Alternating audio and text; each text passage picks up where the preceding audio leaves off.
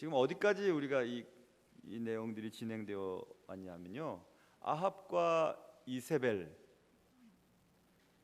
결혼과 또 아합과 이세벨의 죄악에 대한 내용들이 쭉 진행되어 왔습니다. 아합과 이세벨의 죄악은 하늘 높은 줄 모르며 올라가고 있었고요, 하나님은 수차례에 걸쳐서 아합과 이세벨의 악행을 경고하셨습니다. 하나님은 꽤 오랫동안 참으셨고 아합과 이세벨이 회개를 하고 돌아올 시간적인 여유를 주셨습니다. 그러나 그들은 회개하지 않았습니다. 하나님은 드디어 심판의 회초리, 심판의 칼을 드시기로 작정하시는데, 하나님은 이스라엘의 군대 장관 예후를 하나님의 심판의 도구로 작정하셨습니다. 예후는 하나님의 손에 들린 칼이었습니다. 앞으로 아합 왕가에 대한 심판이 예후에 의해서 철저하게 이루어져 가는 것을 우리는 보게 될 것입니다. 지난 번에 우리가 예후가 이스라엘 왕 요람을 죽이는 장면까지 봤습니다. 오늘은 또 한 명의 왕, 유다 왕 아하시아의 죽음, 그리고 요람의 어머니 이세벨의 죽음을 보면서 아합 왕가를 향한 하나님의 심판의 서막을 알리는 아주 매우 심각한 일들이 오늘 본문에 기록되어 있습니다. 심판에 대한 얘기는 나와는 상관없지, 그게 아니라 오늘 말씀을 통해서 우리와 우리 가정과 내 삶에 대해서 말씀하시는 하나님의 말씀을 듣고 우리도 돌이킬 것은 돌이키고 회개할 것은 회개하고 감사할 것은 감사할 수 있는 그런 귀한 시간 되시기를 주님의 이름으로 축원합니다. 자, 오늘 본문에 보면 뜻밖의 사건이 기록되어 있는데요, 그것은 유다 왕 아하시아가 예후에 의해 살해되는 장면입니다. 아합 가문의 심판의 시작이 유다 왕 아하시아의 죽음과 무슨 상관이 있는가, 이것입니다.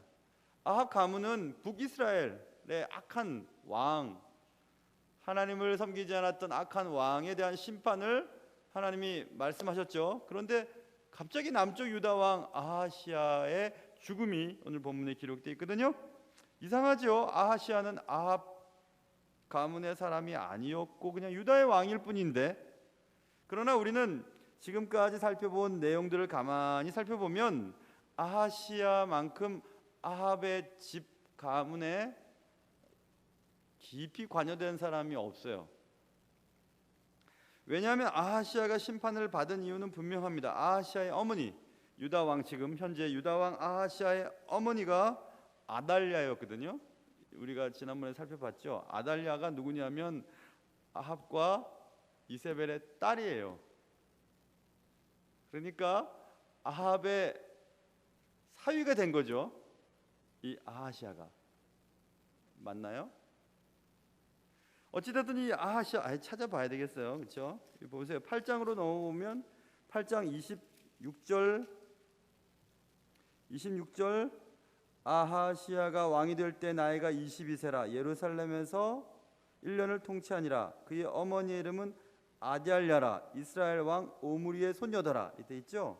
이스라엘 왕 오므리가 누구냐면 아합의 아버지예요. 그러니 아합과 이세벨의 딸이 아달랴라는 얘기죠. 아달랴는 아합과 이세벨의 딸이었고 아하시아의 어머니예요. 유다 왕 아하시아의 어머니예요. 그래서 그런지 아하시아도 오늘 본문에 조금 전에 읽었던 8장 26절 우리가 읽었죠. 27절을 보면 27절 보세요. 8장 27절 아하시아가 아합의 집 길로 행하여 아합의 집과 같이 여호와 보시기에 악을 행하였으니, 그 다음 보세요. 그는 아합의 집에 사위가 되었음이로라. 그의 어머니가 아합의 딸인데 이 아하시아가 결혼한 상대자도 아합 집 사람으로 데려온 거예요. 그러니 이 아하시아가 어머니가 그래, 또 아내가 그래. 그러니 아하시아가 얼마나 북이스라엘의 악한 왕 아합의 영향을 많이 받았겠습니까? 그래서 오늘 조금 전에 읽었던 8장 26절 27절에 보면 여호와의 보시기에 악을 누구와 같이, 아합의 집과 같이 아하시아가 행했다 이렇게 써 있습니다. 유다 왕, 남쪽 유다 왕인데도 불구하고 북이스라엘의 악한 왕과 같이 똑같이 악을 행했다고 기록이 되어 있어요. 여기서 우리는 잘 생각해 봐야 돼요. 무엇이냐면 우리가 예수를 믿는다고 하잖아요. 믿는 사람이라고 하는데 믿지 않는 사람들과 친하면 영향을 받아요. 이방인들과 친하면, 예수 안 믿는 사람들과 어울리다 보면 영향을 받아요. 악한 친구와 어울리면 악한 일을 하게 되고 결국 악인들과 함께 멸망에 이르게 됩니다. 그러므로 성경은 복 있는 사람이 누군가라고 질문을 던지죠. 복 있는 사람이 누굴까? 이렇게 질문을 던지면서 복 있는 사람은 성경 많이 보고 예배 잘 드리고 착한 일 하고 부모님 말씀 잘 듣고 그렇게 쓰여 있지 않아요. 시편 1편 1절에 보면 복 있는 사람은 이렇게 하면서, 복 있는 사람이 어떤 사람이냐면 악인들의 꾀를 따르지 아니하며 죄인들의 길에 서지 아니하며 오만한 자들의 자리에 앉지 아니하고. 이 악인과 죄인과 오만한 자들은 다 똑같은 말이에요. 하나님을 알지 못하는 악한 자들이에요. 그들의 꾀를 따르지 않고 길에 서지 않고 자리에 앉지 않고 악에 점점 물드는 것을 볼 수 있죠. 악인들의 꾀를 들으면서 저렇게 살면은 돈도 잘 벌고 괜찮고 재밌을 것 같아 하고 이제 듣다가 그 다음에 죄인들과 함께 얘기하는 길에 서다가 그 다음에 이제 완전히 자리에 앉아서 그것을 누리는 장면이 나오죠. 그렇게 안 하는 것이라 이렇게 얘기합니다. 오직 여호와의 율법을 즐거워하여 그의 율법을 주야로 묵상하는 자로다 이렇게 써 있습니다. 복 있는 사람은 우리가 무엇을 해서 복 받는 게 아니라 하지 말아야 할 것들을 안 할 때 복을 받는 거예요.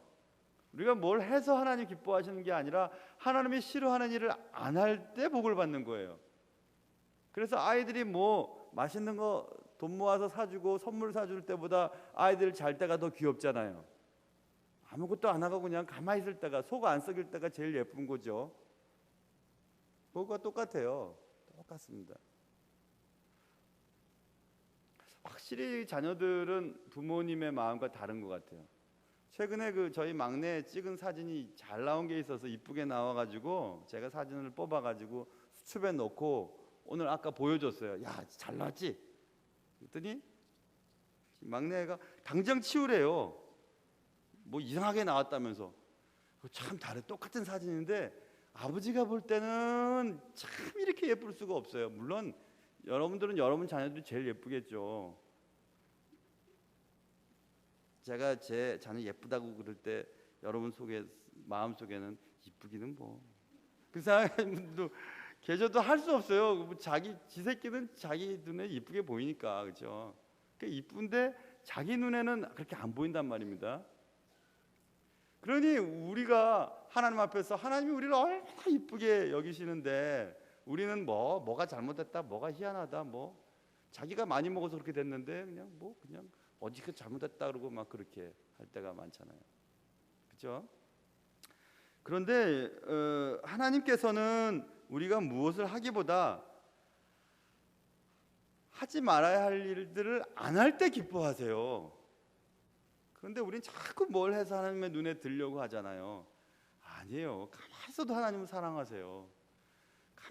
목사도 그래요. 목사도 교회에서 막 일제일 하는 분도 참 귀하지만 그냥 예배 드릴 때 꼭 그 자리에 앉아 계시고 무슨 어려운 일 있을 때 꼭 함께 하시고 그런 분들 아무 소리 안 하고 그냥 그렇게 제자리 지켜주시는 분이 진짜 고마워요. 그런 분들이 괜히 막 일을 한다고 하다가 싸움 붙고 막 분란 일으키고 하는 그런 것보다 가만히 그냥 주님을 사랑하는 사람들이 훨씬 더 보기 좋거든요. 똑같아요. 그래서 우리는 이 아하시아의 죽음을 가만히 보면서 야, 아합 가문을 심판하는 하나님의 칼이 아하시아에게 임하는 것을 보면서 깜짝 놀라죠. 그래서 우리는 나를 죄짓게 만드는 사람이 누군가를 빨리 깨달아야 돼요. 자꾸 그 사람이랑 있으면 자꾸 죄를 지어요. 저 사람이랑 얘기만 하면 꼭 누군가를 등장시켜서 그 사람 얘기를 막 하게 되고, 한참 얘기하다 보면은 우리의 대화 가운데 어떤 사람은 아주 나쁜 사람이 되어버린 거죠. 그 죄를 짓는 거예요. 지금 죄를 짓고 있는 거예요. 어떤 사람 때문에 지금 나도 죄를 짓고 있는 거예요. 나를 죄짓게 만드는 사람이 여러분 곁에 있으면 여러분들은 죄를 짓게 되어 있어요. 나를 죄짓게 만드는 환경은 어떤 곳인지 생각해 보세요. 내가 어디만 지나가면 꼭 거기에 들리게 돼요. 그리고 죄를 짓게 돼요. 뭐 그런 거 있잖아요. 또 나는 꼭 뭐 월급 탈 때, 아니면 돈이 생겼을 때, 갯돈 탈 때, 그럴 때 꼭 쓸데없이 돈을 쓰면서 죄를 짓거든요. 그럴 때 있을 거 아니에요. 나를 죄짓게 만드는 사람, 나를 죄짓게 만드는 환경, 나를 죄짓게 만드는 어떤 장소, 나를 죄짓게 만드는 어떤 순간, 그것들을 잘 한번 생각해 보면서, 아, 내가 이러고 있다간 또 죄를 짓겠구나. 그러니 빨리 저 사람이랑 그만 만나야지. 저곳은 가지 말아야지. 의도적으로 내 손에 돈이 쥐어지면 빨리 그 돈을 어떤다 써버려야지. 이걸로 죄 지으니까. 그래서 안 해야 돼요. 안 하는 게 복을 받는 비결이에요. 아하시아가 엄마가 그렇고 아내가 그러니까 죄를 안 지을 수가 없는 거예요. 유다 왕이었음에도 불구하고 죄를 지을 수밖에 없죠. 우리가 하나님의 자녀로 복을 받으려면 우리 편에서 해야 할 일이 있는데, 그것은 악에서 떠나는 것이에요. 그건 우리가 해야 될 일입니다. 하나님 우리를 사랑하세요. 어떤 상황 속에서도 우리를 사랑하세요. 그러나 우리 편에서도 할 일이 있어요. 그것은 똑같은 죄, 성경에서 말하는 짐짓 짓는 죄, 알면서 짓는 죄, 고의성을 가지고 짓는 죄, 죄의식을 가지면서 짓는 죄, 그런 죄에 대해서는 하나님 심판하세요. 역대하 7장 14절에 내 이름으로 일컫는 내 백성이, 여러분과 저죠, 내 이름으로 일컫는 내 백성이 그들의 악한 길에서 떠나, 하나님의 백성인데도 악한 길에 속해 있을 수 있다는 얘기죠. 근데 그 악한 길에서 떠나 스스로 낮추고 기도하여 내 얼굴을 찾으면 내가 하늘에서 듣고 그들의 죄를 사하고 그들의 땅을 고칠지라. 땅은 땅일 수도 있고 우리의 마음일 수도 있어요. 우리의 마음을 변화시켜 주세요. 우리가 악한 길에서 떠나 스스로 겸비하여 하나님을 찾으면 하나님이 우리의 죄악을 용서하시고 우리의 기도를 들으시고 우리의 마음을 변화시키시고 우리를 복받게 하신다, 이렇게 말씀하시잖아요. 그러니까 뭐죠? 복을 받고 하나님께 사랑받을 첫 걸음은 우리가 악에서 떠나는 것입니다. 아이고, 그냥 불 속에 손을 넣고 주님, 하나님의 은혜로 안 뜨겁게 해주세요. 이렇게 바보예요. 그건 바보. 손을 빼고 하나님 불에 대지 않게 해주세요. 이렇게 기도해야죠. 불 속에 손을 넣고 주님, 불 속에 있지만 대지 않게 해주세요. 말도 안 되는 기도죠. 자신이 열심히 노력도 하지 않고 하나님 공부 잘하게 해주세요. 말이 되나요? 그렇다면 세상 사람들 전도 안 해도 다 예수님 믿을걸요. 아마 교회만 나오면 학교 잘 들어가고 교회만 나가면 뭐 직장 잘 들어간다는데 왜 안 나오겠습니까? 근데 그렇지 않더라고요. 그렇게 안 하세요. 공부도 잘하려면 교회 생활 열심히 하는 것만큼 공부도 열심히 해야 좋은 학교 가는 거고, 사업하는 사람들도 마찬가지죠. 사업에 열심히 시간을 내고 애를 써야 사업이 잘 되지, 기도만 하고 있다고 사업이 잘 되나요? 안 됩니다. 우리 청년들도 교회에서만 막 기도만 한다고 누가 와서 만나서 결혼하자 하나요? 사람도 만나야죠. 사람도 만나고 또 뭐 직장에서도 또 사람들도 만나고 이렇게 해야죠. 그죠? 그러니 악한 장소, 악한 사람들, 악한 환경에서 떠나 복을 받은 사람들의 이야기로 가득 차 있는 책이 성경이에요. 창세기 12장에 최초의 하나님 선택한 인물이 기록되어 있잖아요. 그것은 아브라함이었어요. 하나님께서 아브라함에게 말씀하십니다. 너는 너의 고향 친척과 아버지의 집을 떠나 나왔죠. 아브라함이 살던 그 당시 그 동네는 이렇게 고고학자들의 연구 결과를 보면요, 그 우상 단지들을 이렇게 신상들을 많이 만들어서 파는 그런 동네였어요. 그래서 돈이 참 많이 벌리던 집안이에요, 아브라함 집안.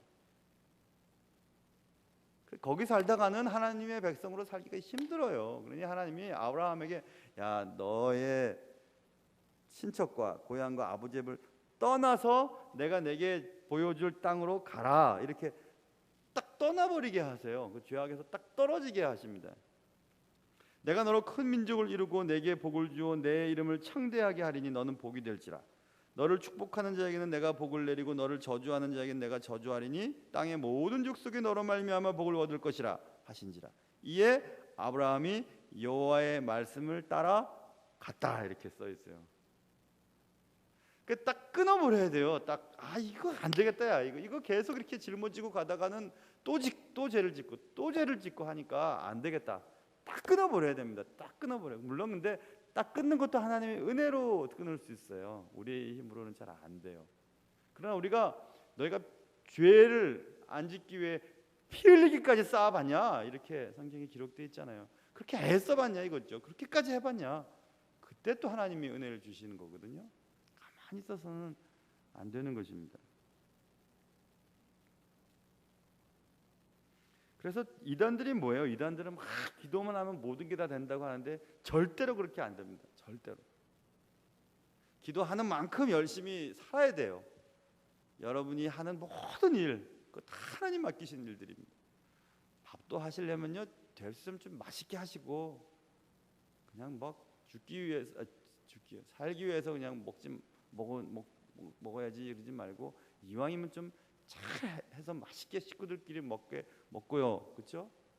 이왕 또 일을 하시려면 열심히 좀 하시고 그 분야엔 전문가가 되고, 그래서 그 부분에 대해서 누가 뭐라 하면 탁탁탁탁 대답할 수 있고, 그래야지 뭐가 예수 믿는 사람답지 않겠습니까? 그냥 그냥 이렇게 있으면 뭐가 되겠어요, 그렇죠? 아하시아의 죽음은 언뜻 뜻밖인 것처럼 보이죠. 아하시아는 유다의 왕이었기 때문에 그랬습니다. 물론 아하시아가 직접적으로 아합의 집사람은 아니었지만 아하시아는 아합의 집과 철저히 연결되어 있었던 사람이었죠. 아합의 악한 영향력을 심각하게 받은 사람이었습니다. 어머니로부터, 아내로부터.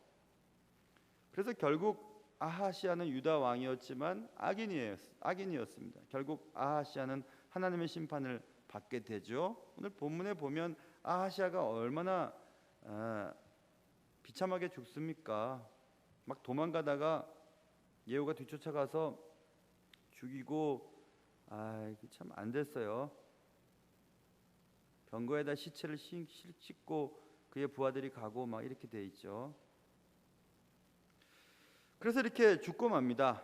자, 거기가 이제 시작이에요.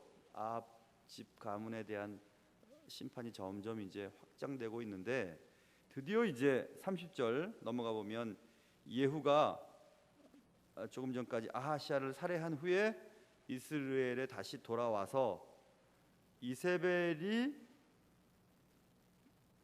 있는 그 궁궐로 이제 들어가게 된 겁니다.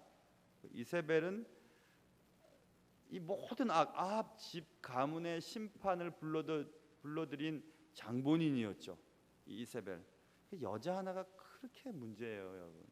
물론 남자도 참 문제지만 여자 하나가 잘못 가문에 들어오면 이거는 뭐 어떻게 할 수가 없어요. 여자들은 참 위대해요. 그러니까 아주 그냥 자기도 죽는 것뿐만 아니라 남편 죽이고 다 죽여버립니다. 이렇게 문제가, 그런 여자들은 참 그러니까 잘 커야 될 것 같아요. 그래서 아마 죄 많은 여자들이 교회에 많은가 봐요. 교회에 와서 좋은 사람이 되어야 나라도 살리고 가정도 살리니까. 그래서 참 여자들은 참 죄도 먼저 짓고 회개도 열심히 하고 참 귀한 분들이에요. 근데 이세벨이 이제 드디어 이세벨을 이제 죽이기 위해 예후가 들어가는 겁니다. 그래서 이제 이세벨이 막 죽는 장면은 좀 이따가 이제 살펴볼 텐데, 이 이세벨이 죽는 장면을 통해서 우리는 지금 몇 번에 걸쳐서 되풀이하고 있는 결혼의 중요성을 다시 한번 강조를 해야 될 때가 되었습니다. 이세벨은 아합의 아내였죠. 지금 아합 가문의 심판을 하나님께서 예후를 통해서 이루어가고 계시는데, 아합 가문에 대한 심판이에요. 근데 아합 가문의 심판의 이유가 이세벨이었어요. 그렇죠? 그래서 오늘 아합은 이세벨과 결혼을 하고 아합에게 나쁜 영향력을 끼치는 여인으로 우리는 알고 있죠. 여러분, 우리가 지금까지 공부한 거 한번 생각해 보세요. 아합이 어떤 사람이었는지 우리는 감을 잡을 수 있어요. 여기서 한번 생각해 보세요. 아합이 자기 궁궐 옆에 포도원이 하나 있었는데 나봇이라고 하는 사람의 포도원이었죠. 근데 어느 날 가만히 보니까 저 포도원 땅이 너무 좋아서 거기다 채소 심어 놓고 채소 많이 기른 다음에 채소 따가지고 뭐 샐러드를 해 먹으려고 그러는지 아니면 뭘 해 먹으려고 그러는지 아무튼 채소밭을 만들고 싶었어요. 나봇에게 돈을 많이 줄 테니까 나한테 팔아라, 아니면 더 좋은 땅을 줄 테니까, 이렇게 제의를 합니다. 나봇이 싫다고 그랬습니다. 부모님으로부터 조상 대대로부터 물려온 땅을 마음대로 내가 할 수가 없다고 안 한다 그랬어요. 그러자 나봇이 어떻게 했죠? 궁궐에 들어가서 들어 누워버리죠. 밥 안 먹고 그냥 들어 누워가지고 저거 갖고 싶은데 하고 막 그러고 있죠. 아합은 소심한 사람이에요. 굉장히 소심해요. 그때 이제 이세벨이 나타나서 뭐 그러냐고 하면서 거짓 증인 세우고, 그리고 하나님과 왕을 저주했다는 말을 하게 하고, 그래서 나봇을 돌에 쳐 죽이고 나봇의 아들들도 다 쳐 죽인 다음에 나봇의 포도원을 빼앗아서, 이세벨이 빼앗아서 아합에게 주는 장면을 우리 이번에 지금까지 봤잖아요. 그러니 아합보다 이세벨이 당찬 여자예요. 이세벨은 아무렇지도 않아요. 그런 거 사람 죽이고 뭐 빼앗고 하는 거 아무렇지도 않습니다. 그러면서부터 지금 아합은 이세벨과 같이 계속해서 죄를 지어요. 사람 죽이는 건 뭐 아무렇지도 않고요. 하나님 섬기지 않고 이방신에게 막 제사 드리는 것도 아무렇지도 않아요. 왜냐하면 막 아내가 자꾸 영향을 주고, 아내 뭐 그런 거 갖고 그러냐고 하면 자꾸 앞장서 갑니다. 여러분, 창세기에 보면 아담과 하와에게 내려주는 하나님의 징벌 가운데 하와에게 그런 얘기하죠. 하나님께서 죄가 문 앞에서 이렇게 덤벼 있는 것 같은 그런 얘기를 하세요. 그 뭐냐면, 그 얘기는 지금 창세기 강의 시간은 아니니까, 여자가 자꾸 남자를 지배하려고 하는 거, 지배하려고 하는 이런 습성이 생기지만 마음대로 안 될 걸. 그게 벌이에요. 여자에게. 여자들 다 똑똑해요. 제가 볼 때 다 똑똑하세요. 똑똑하니까 그런 남자들이랑 잘 사는 것 같아요. 데리고 잘 살잖아요. 그런데 자꾸 이렇게 지배하려고 하지만 그 마음대로 안 돼요. 왜? 하나님께서 그렇게 남자와 여자의 위치와 역할을 구별해 놓으셨어요. 그게 여자한테는 벌인 거예요. 괴로운 거예요. 막 이렇게 하고 싶은데 못 하잖아요. 여자라고 하는 지위 때문에. 그런 게 창세기에 하와에게 내려준 벌 가운데 하나죠. 그런데 지금 이세벨은 아합을 막 끌어당기는 겁니다. 끌어당기면서 죄 짓는 일을 자꾸 가르치고 또 죄 짓는 일을 어렵지 않게 만듭니다. 이세벨은 성품 자체가 잔인하고 비열했어요. 어떻게 할 수 있는데, 오늘 본문에 보세요. 이제 예후가 막 칼을 차고 들어가서 이제 이세벨 죽이려고 들어왔잖아요. 그때 이세벨이 예후가 막 들어오는 것을 보고 뭐 하고 있냐 하면요, 30절, 이세벨이 들었어요. 예후가 이스라엘에 쳐들어온다는 사실을. 들었어요. 듣고 뭐 했냐면 딱 일어나서요. 눈썹 그려요.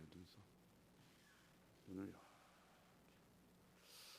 왜 오늘 자꾸 이렇게 되냐. 그려요. 참 멋있죠. 지금 같으면 그냥 문신을 해버리면 될 텐데 다 이렇게 눈썹을 그려요. 다 눈썹 그리고 머리를 막 꾸미죠. 머리를 막 이렇게 꾸미고 창에서 이렇게 막 보고 있어요. 야, 나 이거면요, 뭐 가슴이 섬뜩해. 대단한 여자구나, 대단한 여자. 지금 자기 주기로 오고 있는데 이 소리를 듣고 눈썹 막 그리고 머리 막 이렇게 꾸미고 다 이렇게 있어요. 대단한 여자죠, 이런 여자. 나 이런 여자랑 정말 하루도 못 살 것 같아요. 무서워서. 야, 이렇게 대단한 여자가 세상에 어디 있어요, 그죠? 진짜 대단한 여자예요, 이 여자. 자기 주기로 오는 사람들 소리 듣고 딱 이렇게 하고 있어요. 우리 같으면 막 그냥 짐 싸갖고 막 눈썹 그리는 게 어디 있어요? 그냥 가고 그럴 텐데, 도망가고 그럴 텐데 딱 앉아가지고 이렇게 하면서 예후가 문에 들어올 때 얘기합니다. 주인을 죽인 너 시므리여 평안하냐? 야, 화를 돋구는 말을 하죠. 용서해 달라고. 내가 그동안 잘못했으니까 네가 왕하라고. 난 지금 귀왕살이 보내줘도 좋으니까 나 살려만 달라. 이렇게 할 텐데 예후에게 너 시므리여, 주인을 죽인 시므리는 과거에 이스라엘 역사 속에 엘라라고 하는 엘라 왕을 쳐 죽이고, 이 시므리라고 하는 군대 장관이 엘라 왕을 쳐 죽이고 자기가 왕이 됐던 사람이에요. 그런데 이 시므리가 왕이 됐다는 소리를 듣고 또 오므리라고 하는 또 군대 장관이 또 시므리를 잡으러 왔을 때 시므리도 막 왕궁에 불을 질러 놓고 막 불타서 죽어버리는 사람이 시므리거든요. 7일 동안, 딱 일주일 동안 왕이었던 사람. 열왕기상 16장에 나옵니다. 근데 지금 이 이세벨이 예후는 군대 장관인데 왕 죽이고 자기가 왕이 되려고 지금 오잖아요. 그러니까 시므리라고 얘기하는 거예요, 예후한테. 주인을 죽이니 시므리여, 이렇게 얘기를 하는 거예요. 그러니까 이 말을 들은 예후는 기분 나쁘잖아요. 내가 왕이 되지만 7일 동안 있다가 딱 일주일 동안 왕이 되다가 죽어버린 그 시므리여, 이렇게 얘기하니까 기분이 얼마나 나쁘겠어요. 대단한 여자죠, 이 여자, 이세벨. 가만히 있거나 아니면 마음대로 하시오 이렇게 하거나 아니면 목숨만 살려주시오 이렇게 할 텐데, 이 예후에게 주인을 죽인 너 시므리여, 네가 그래봤자 너도 죽고 말 거야, 이 형편없는 놈아, 이 얘기죠. 이렇게 얘기할 만큼 이세벨이 대단한 여자예요. 대단한 여자.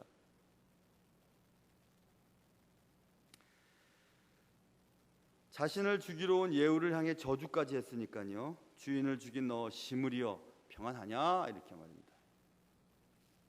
이런 장면을 가만히 생각해 보면 정말 소름이 끼치죠. 야, 여자는 정말 대단하구나. 대단한 여자구나, 이 여자가.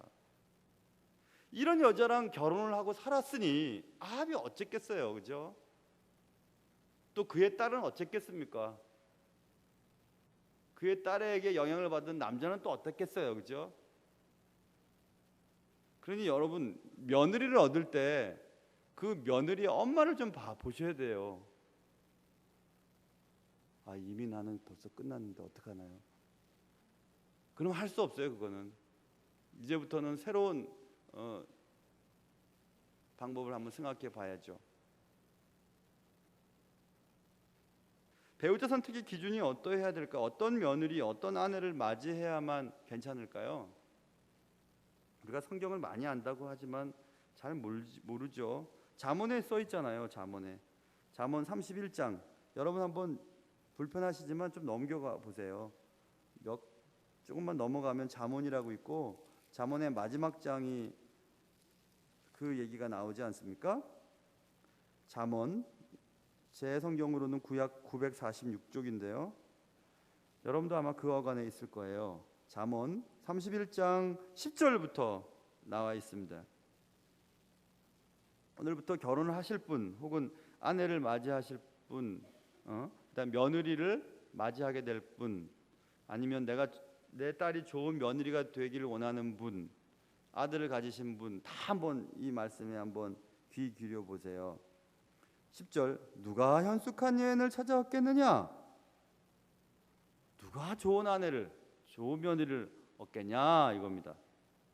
그의 값은 진주보다 더하니라. 그런 자의 남편의 마음은 그를 믿는다. 산업이 핍절하지 아니하게 뭐 다 지금 할 수는 없고 쭉 보세요. 그는 양털과 삼을 구하여 부지런히 손으로 부지런한 여자. 밤이 새기 전에 일어나 15절 밤이 새기 전에 일어나 자기 집안 사람들에게 음식을 새벽 예배하는 여자. 또 밭을 살펴보고 쭉 뭐 힘있게 허리를 묶으며 쭉 보세요. 쭉 보시면 뭐 27절에는 자기의 집안일을 보살피고 게을리 얻은 양식을 먹지 아니하나니 그의 자식들은 일어나 감사하며 그의 남편은 칭찬하기를 덕행 있는 여자가 많아 그대는 모든 여자보다 뛰어나다 하느니라. 그 지금 쭉 설명을 할 시간 없어서 쭉 넘어갔지만 그런 여자들 이런 대단한 여자죠. 그런데 30절 고운 것도 거짓되고 아름다운 것도 헛되다. 오직 여호와를 경외하는 여자는 칭찬을 받을 것이다. 그 손의 열매가 그에게로 돌아갈 것이요 그 행한 일로 말미암아 성문은 칭찬을 받으리라. 결국 뭐예요? 이런 모든 것은 여호와를 잘 섬기는 자들에게서 나타나는 현상이에요. 결국 하나님을 잘 믿는 사람이어야지 돼요. 다시 한번 얘기해 볼까요? 이것도 좋고 저것도 좋고 잘해. 돈도 잘 벌고 뭐 아침 일찍은 부지런하고 뭐 다 잘해요. 근데 하나님을 안 믿어요. 아무것도 아니에요. 그거는 그러면 헛된 거예요. 이렇게 하고 저렇게 하고 다 해요. 이렇게 하는데 그런 것도 헛된 것이 될 수 있지만 여호와를 경외하는 여자는 칭찬을 받을 것이다. 좋은데 우리 딸이 시집가기를 바란다면 예수를 잘 믿게 해야 되고요. 좋은 며느리를 얻기를 원한다면 내 아들이 예수님을 잘 믿어야 돼요. 그거 아닌 거 가지고 뭐 좋은 며느리, 신앙 좋은 며느리 얻기 힘들고 신앙 좋은 아들이 되지 않으면 좋은데 장가가기도 어렵습니다. 누가 신앙이 안 좋은 여자가 신앙이 좋은 여자가 신앙 좋지 않은 남자한테 가려고 하겠습니까? 대단한 하나님의 뜻이 아닌 경우는 그 보통 힘든 일이 아니에요. 신앙이 좋은 여자가 나한테 시집 왔는데 그래서 여러분이 예수님을 믿게 됐으면 그 여자를 평생토록 업어서 키워서 사랑해줘도 돼요. 그 여자 때문에 얘가 예수를 믿었으니까. 예수 잘 믿으면 다 돼요. 진짜 바른 신앙을 가진 사람이면 돼요. 한 여자가 한 남편의 인생뿐만 아니라 자녀들의 인생까지도 큰 영향을 주기 때문에 여자가 참 중요한 것입니다. 이세벨 한 여자 때문에 아합 그랬죠. 그의 딸, 사위, 아들 뭐 다 엉망이 돼버리지 않습니까? 그래서 하나님께서는 아합 집, 아합 가문 전체에 대한 심판을 지금 하고 계시지 않습니까? 아합 가문에 대한 심판의 말씀이 선지자들을 통해서 예언되었거든요. 근데 여기서 한 가지 생각해 봐야 될 것이 하나 있는데 그것은 뭐냐면 왜 하나님은 예언을 선포하시는 것일까 이것입니다. 그런 생각 해보셨어요? 전 생각을 해봤습니다. 그냥 때가 되면 심판해 버리시면 되지 않나? 예언을 선포하시면 그 예언을 들은 예언의 대상자들은 예언이 성취되는지 안 되든지 그때부터 두려워하기 시작합니다. 그렇죠? 그래서 사는 게 아니에요. 하나님 너무 잔인하시다. 그냥 때가 되면 그냥 심판해 버리시지. 그냥 뭐하러 너 그렇게 하면 안 된다. 너 그럼 심판 받는다. 예언하시고 기다렸다가 예언대로 심판하시는가? 하나님 너무 잔인하셔. 예언을 선포하게 하셔서 예언의 대상자들을 두려움에 떨게 만드시고 기분 좋아하시는 분인 것 같아. 왜 그럴까요, 여러분? 왜 하나님께서는 예언하시고 그리고 바로 그 예언을 성취하지 아니하시고 어느 때인가 시간들을 유예하신 후에 심판하실까요? 한 가지 이유밖에 없어요. 기다리시는 거예요. 예언을 선포했다가 그 예언을 들은 자가, 예언의 대상자가 늦게라도 회개하고 돌아오면 예언대로 하시지 않으세요. 하나님은 그렇게 안 하세요. 성경에서 그렇게 우리는 많이 배워왔어요. 하나님은 하나님이 하신 말씀을 끝까지 지키시는 분이시지만 하나님의 이름에 해가 되는 한이 있더라도 하나님은 하나님의 백성들이 돌아오시는 것을 기뻐하세요. 다 멸한다 해놓고 회개하고 돌아오면 멸하지 않으시는 분이 하나님이세요. 우리 아버지시죠. 하나님께서 예언자를 통해서 예언을 선포하게 하시고 바로 예언의 성취를 이루지 아니하시는 단 한 가지 이유는 하나님의 사랑 때문에 그런 것입니다. 근데 이것 아세요, 여러분? 하나님의 예언은 이미 우리에게도 주어졌어요. 너 그렇게 살면 안 된다. 그렇게 살면 안 된다. 아니 이거 봐봐. 원수를 사랑해야 된다. 하나님보다 돈을 더 좋아하면 안 된다. 쾌락을 쫓으면 안 된다.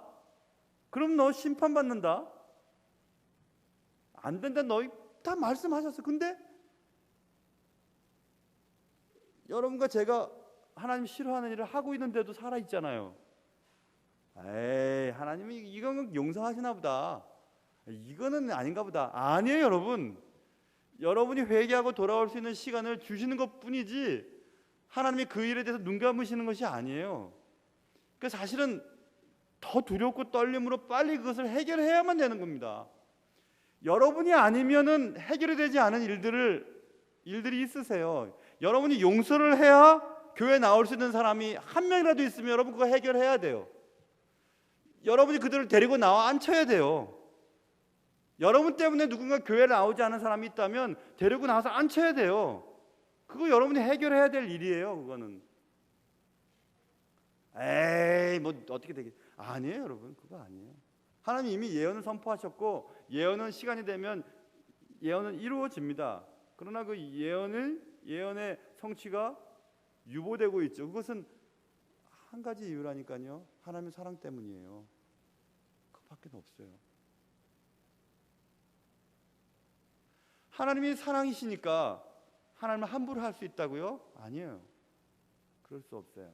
바울이 그랬죠. 죄가 있는 곳에 은혜가 많으니까 죄를 더하게 하겠느냐? 그렇게 못합니다. 아버지가 너무 나를 사랑해줘요. 그래서 아버지한테 함부로 한다고요? 그렇게 안 되는 겁니다. 아버지가 너무 좋은 분이니까 아버지가 너무 좋은 분이기 때문에 아버지를 더 존경하게 되죠. 아합 가문의 심판은 잘못된 결혼으로부터 시작된 것이 틀림없고요. 사실이에요. 아합이 이세벨과 결혼한 것이 심판의 서막이었고요. 그래서 결국 아합 집 전체에 대한 심판은 이루어지게 됩니다.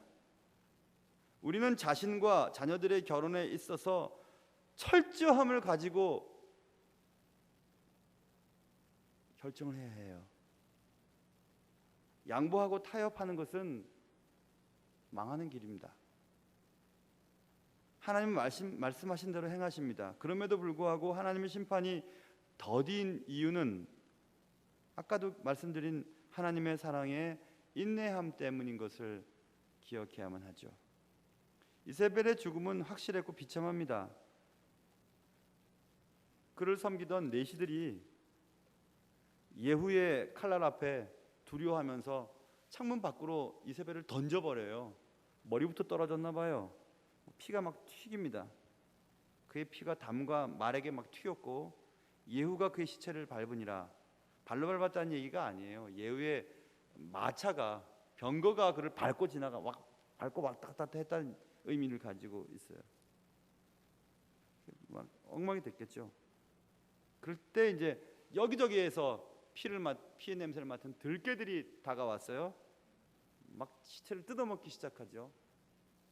그때 예후는 이세벨의 거처인 궁궐에 들어가서 부어라 마시자 하면서 이제 모든 것들을 아합의 왕후 죽였죠. 그 다음에 친인척 관계로 맺어진 유다 왕도 죽였죠. 이제 뭐 겁날 것이 없어요. 그래서 막 먹고 마시고 좀 있다가 한참 먹고 마시다가 저주받은 그 여자 장사나 지내주자 하고 명령을 했더니 가봤어요. 35절 가서 장사하려 한즉 그 두 골과 발과 손 외에는 시체가 없어졌어요. 이미 예언자의 예언을 통해서 하나님 말씀하신 것처럼 개들의 먹이로 다 뜯어 먹혀버린 거죠. 여러분, 조금 후에 자기의 몸이 개들의 먹이로 다 뜯겨질 것을 알고 있었다면 지금 눈을 그리고 머리를 이렇게 하는 바보 같은 짓을 왜 하겠습니까? 그런데 지금 우리가 그렇게 살고 있어요. 내일 우리의 인생이 끝날지 아니면 다음 해까지는 지속이 될지 분명한 것은 영원히 못 산다는 거죠. 근데 우리는 계속해서 머리 꾸미고요, 눈 그리고요, 이런 데만 관심을 기울이고 있어요. 지금 심판은 예후가 지금 칼을 들고 막 다가오고 있는데 눈 그리고 머리 짜매고 머리 꾸미고 하는 일에 관심을 기울이다가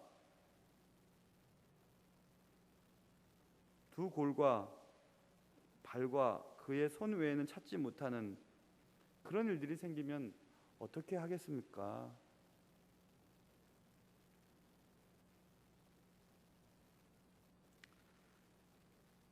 아합과 이세벨의 죄악은 하늘 높은 줄 모르고 솟아올랐고요, 하나님은 수차례에 걸쳐 그들의 악행에 대해 경고하셨죠. 하나님은 오래 참으셨고 기회를 여러 번 주셨습니다. 그러나 끝까지 아합과 이세벨은 회개를 하지 않았고요, 하나님은 하나님의 심판을 위해 군대장관 예후를 그의 심판의 도구로 사용하셨죠. 예후는 정말 잔인한 사람이었어요. 근데 그렇게 잔인한 사람에게 심판을 당하게끔 하나님이 하셔요. 이 땅의 권세 잡은 사단은 아마 세상에 그렇게 잔인한 존재는 없을 겁니다. 피도 눈물도 없죠. 그 사단의 먹이가 되어가고 있는 사람들은 없습니까? 혹은 나는 아닐까요? 그래서 죄만 짓다가 결국 비참한 최후를 맞게 된다면, 제가 이 지금 열왕기하 이 아합과 이세벨의 얘기를 쭉 해가면서 수차례 강조했던 것 있잖아요. 그것은 여러분 당사자의 문제가 아닙니다. 우리만의 문제가 아니에요. 이거는 예수를 잘 믿고 안 믿고 이게 우리만의 문제가 아니에요. 내 주위의 사람들과 내 자녀들에게 이르기까지 아주 너무 비극적인 유산을 넘겨주는 결과를 초래할 수도 있다는 사실이에요. 그러니 예수를 믿으려면 잘 믿어야 돼요. 제대로 잘 믿어야 예수로 덕을 볼 수 있어요. 그 중에 가장 큰 덕은 구원이겠죠. 예수를 제대로 안 믿으면 안 믿는 것만 못하다니까요.